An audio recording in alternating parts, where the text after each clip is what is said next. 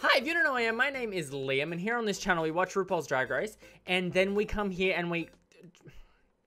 You know, this should not be this hard. I'm trying to just... Okay. We chat about RuPaul's Drag Race, and that's the whole thing. Anyway, so, this is the first time that we've had a mirror that hasn't been hostile since episode 1. So, that's kind of nice. And I really love how Chi-Chi was saying, keep it fair. You know, she was letting the air... the girls, like, leaving them there and putting a rule in place to keep it fair, but that's not what's gonna happen. I hope anyway. So in terms of the mini challenge, I feel like any of them could have won that mini challenge. They all did really well, except Trixie's one was really interesting because Trixie without the Trixie makeup looks weird. Flat out weird. Because that was the only one that was the only queen that looked like a boy in a wig. Do you know what I mean? Like, Trixie looked just like I mean, they're all boys in wigs, but Trixie looked like a boy in a wig without her makeup, her signature makeup. When Shangela, there was a good, like, 3 minutes of Shangela just struggling with that sewing machine. And the whole time that whole, in the past I've had trouble sewing, now I'm having trouble sewing, this is me, blah, blah, blah. That whole 3 minutes of that really drawn out Shangela's not going to do too well in this episode bit, I was just thinking, I hope that Trixie comes over and just really tries to help her.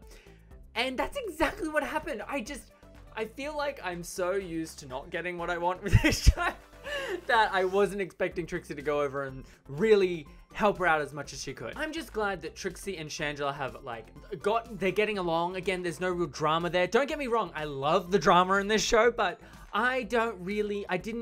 those two having a beef just doesn't feel right to me. So I'm glad that that's, you know, not really a thing that's happening. So Aja's concept of being like a sweet soup kind of thing, I didn't honestly think that was terrible that she was going down this sweet route, but actually all in all, I didn't really like this challenge. I didn't like this challenge at all.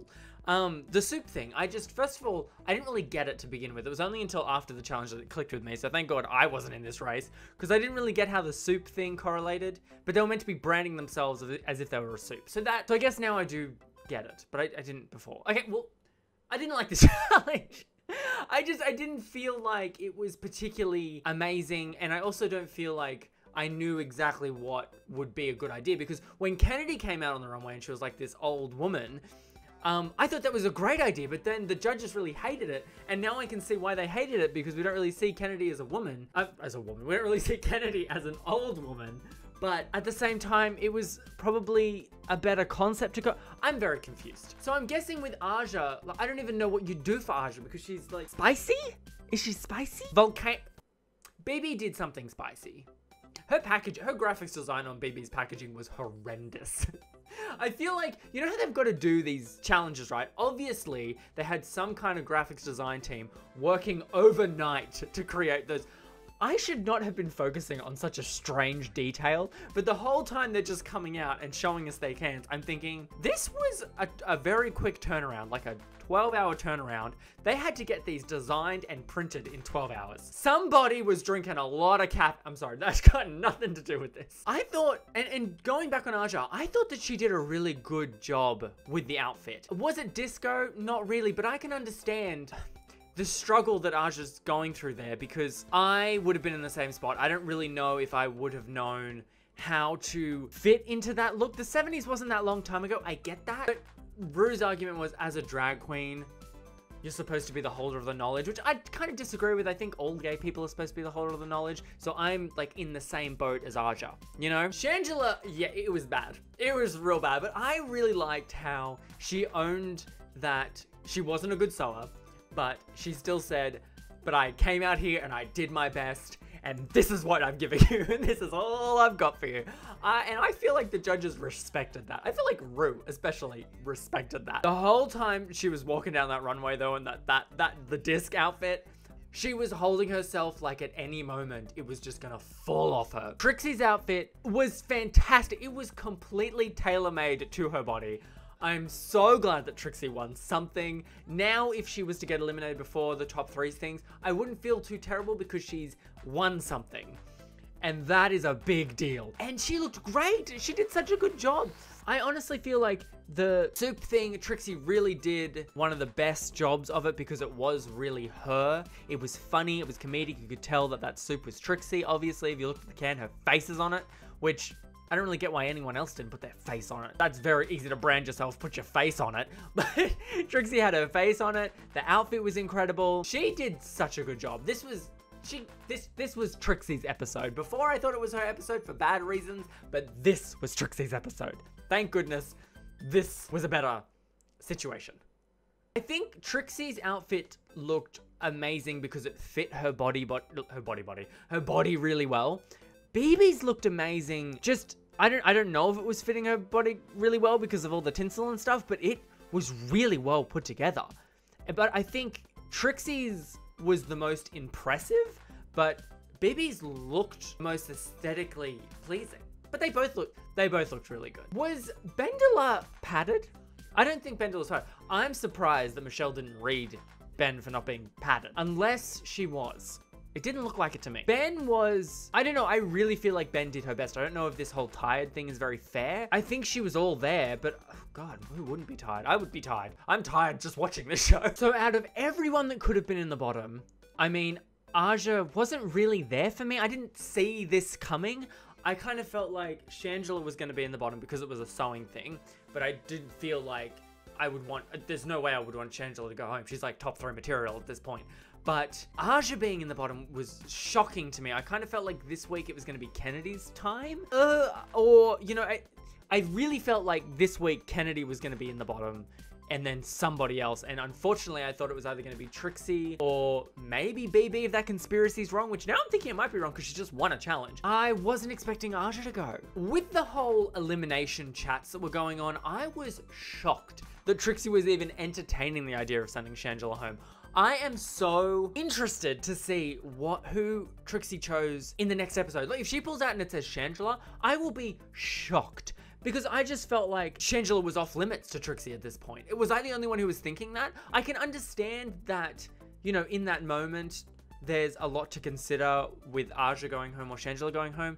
But I just feel like I was so surprised that Trixie would even think of sending Shangela home. Just because literally last week she saved her. Very dramatically. I'm also surprised that in this episode, they didn't speak anything about, Shangela, what the hell was that drama you were doing on stage? You literally were describing Trixie. Very shocked. I made this. You look like Linda Evangelista. You're a model. So the lip sync was pretty chill. Although I've got to say, I don't know if BB should have won. I feel like Trixie was giving it more energy. BB was doing like a very BB lip sync. But I feel like Trixie was missing words, which I feel like was a very hard song to, well, not a hard, it was kind of slow to lip sync to, but I feel like BB won because she was hitting the words better, but I feel like Trixie gave more energy. And I was really expecting Trixie to win. Like, when she said, BB, you're a winner, I was quite surprised. Like, actually, there was no doubt in my mind. I was like, yeah, Trixie wins. But that might be my bias coming in here. You know, I've got this problem of being so biased with Trixie. So it might have been that coming in. Maybe I just willed that I wanted Trixie to win so bad. I just didn't really think that she would have. But I don't know. I really felt like that win should have gone to Trixie. Would have been better drama. When BB sent Aja home, that was the most dramatic lipstick reveal. The whole, I'm gonna send Aja home. That face!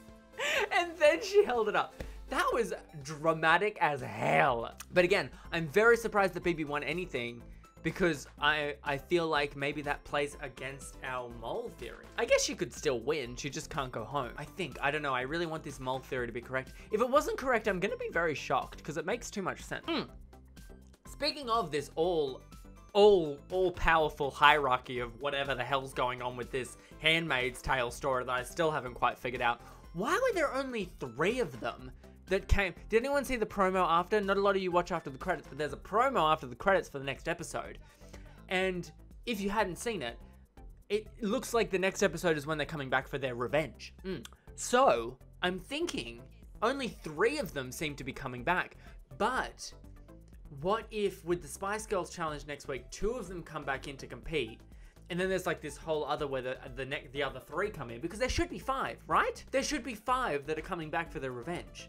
they all got pulled away. So I'm very confused. Anyway, let me know what you think.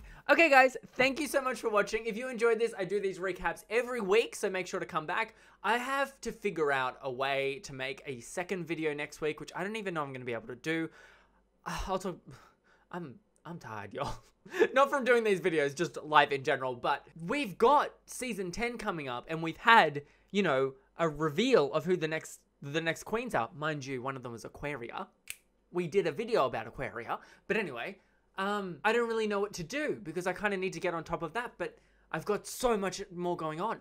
I don't know if I can do 2 videos, y'all. I don't know if I can do it. Maybe I should just wait for when episode 1 comes out. Oh well, you know what? You let me know. Guys, I will talk to you next week. I hope you have a wonderful time. Bye.